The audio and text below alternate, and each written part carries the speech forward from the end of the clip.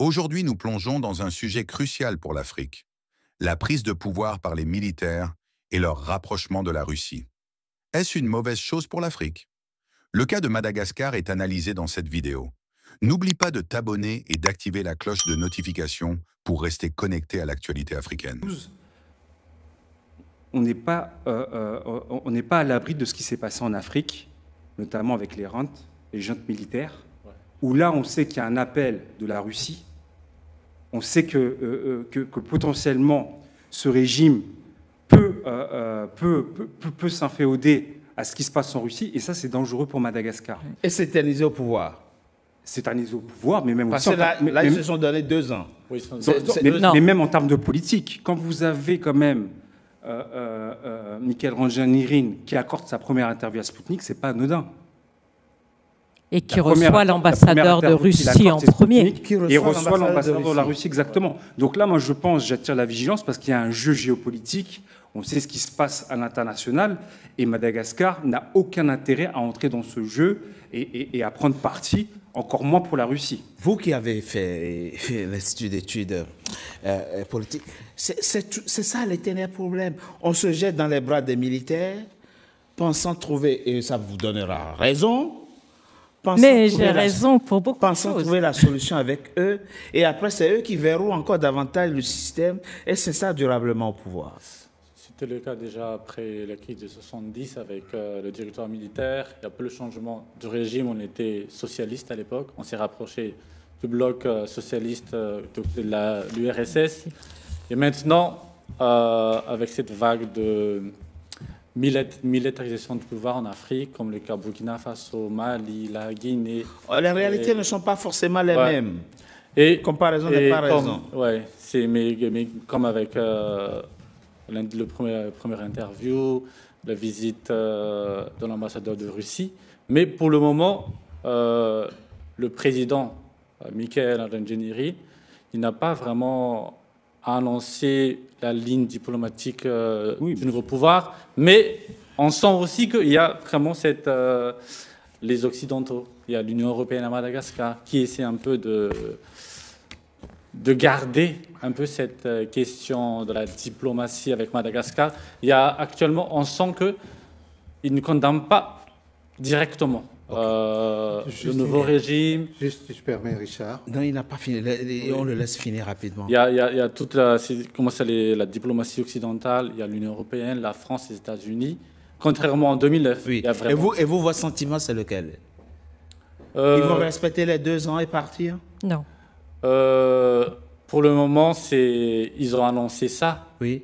Ils vont respecter les 2 ans pour essayer de changer la Constitution et organiser une élection libre et transparente.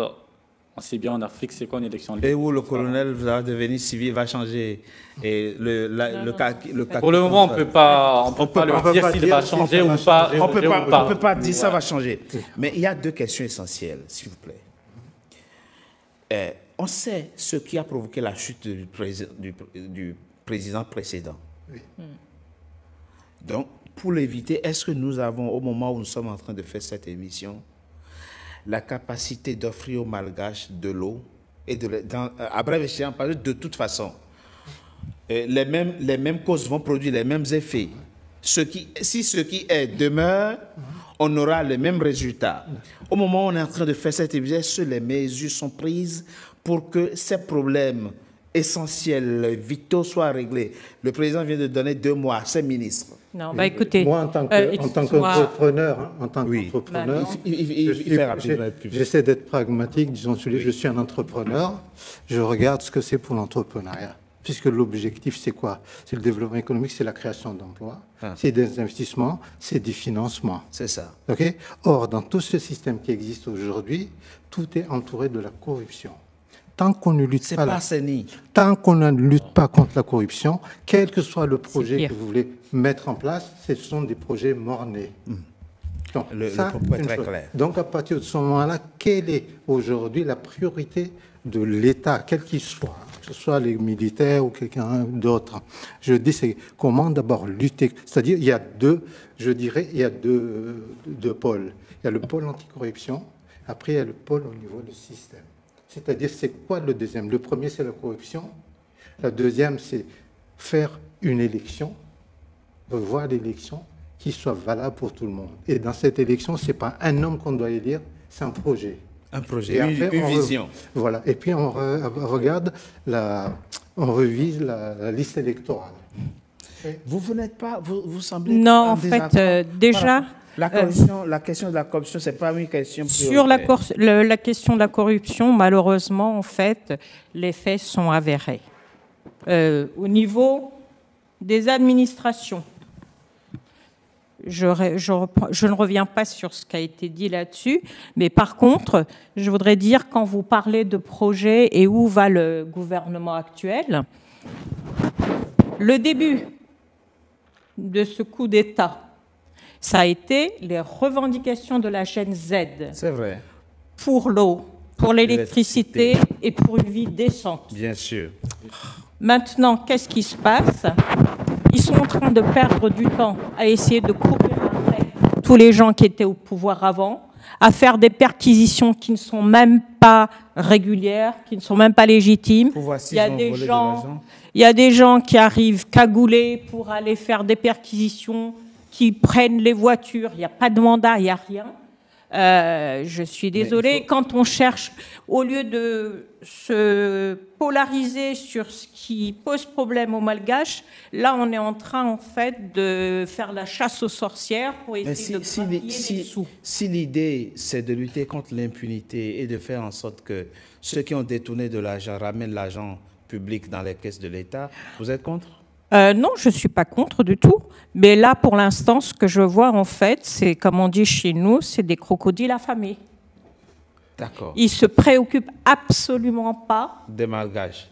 Des problèmes, en fait, qui sont à l'origine de ce coup d'État. Je saute là-dessus, Richard, 2 minutes. Oui, allez-y très rapidement. Parce que moi, quand j'écoute la frangine qui est à côté, je dis, elle est par la conviction, mais non pas par une analyse objective. Non, non, je suis désolée. Non, non. Tout ce que tu reproches, c'est exactement ce que fait le gouvernement de Raduel. Où, par exemple, sont passés les 36 kilos d'or qui étaient au ministère des Mines. Et du temps où le Premier ministre est en même temps ministre des Mines. Les 36 kilos ils ont disparu. Sont devenus des cuivres dans le coffre. Et qu'est-ce qu'on a fait? Quelqu'un a troqué, Oui, mais qui était responsable? Comme je vous ai dit tout à l'heure, quand on est capitaine d'un bateau, d'un navire, on assume tout ce qui se passe là-dedans. On ne va pas dire c'est la faute de ceci ou du mécanisme. Mais on est totalement d'accord. Voilà. Le poisson pourri par la tête. Et donc, si on assume pas cette responsabilité, je dis on ne peut pas avancer. C'est pour ça que je dis il faut être objectif dans l'analyse, il faut être pragmatique si on veut sauver le pays. En réalité, ce que les gens oublient, dans la corruption, il y a des corrompus et des corrupteurs. Oui. Nommons ces corrupteurs, qui sont-ils? Si on ne nomme pas ça, on ne peut pas résoudre la corruption. Si on dit que les défis sont immenses pour la nouvelle classe politique, c'est clair qu'ils sont très grands. Après, je pense qu'il va y avoir une très grande vigilance parce que il faut quand même analyser ce qui s'est passé avec les réseaux sociaux et ce phénomène de la Gen Z. C'est vrai. C'est quelque chose de nouveau. Et je pense même que c'est quelque chose qui fait peur à la classe dirigeante. Ouais. Donc la question, ça va être de savoir, est-ce que la classe dirigeante est prête à faire comme avant? Parce que je pense qu'il y a quand même un coup près avec une sanction derrière qui peut arriver.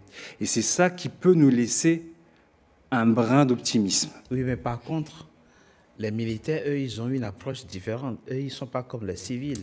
Ça aussi, oui, mais les militaires... Ça c'est vrai. Par contre, juste 2 choses, si vous voulez, ce que je pense c'est très important. Aujourd'hui, il y a le nouvel ordre mondial. Puisqu'on s'est posé la question si on se tournait vers la Russie. Non, on se tourne vers le global sud. Okay. Mais non pas vers la Russie. C'est-à-dire Brésil, économiquement, Brésil, l'Inde, etc.